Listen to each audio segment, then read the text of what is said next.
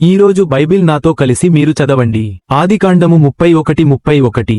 యాకోబు, నీవు బలవంతముగా నా యొద్ద నుండి నీ కుమార్తెలను తీసుకొందువేమో అనుకుని భయపడితిని. 32.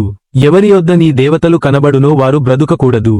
నీవు నా యొద్దనున్న వాటిని మన బంధువుల ఎదుట వెదకి నీ దానిని తీసుకొనుమని లాబానుతో చెప్పెను. రాహేలు వాటిని దొంగిలెనని యాకోబునకు తెలియలేదు. 33.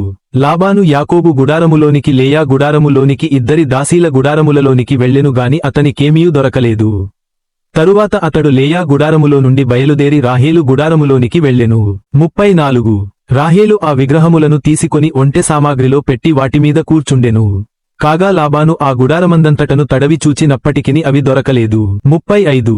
ఆమె తన తండ్రితో, తమ ఎదుట నేను లేవలేనందున తాము కోపపడకూడదు, నేను కడగానున్నానని చెప్పెను.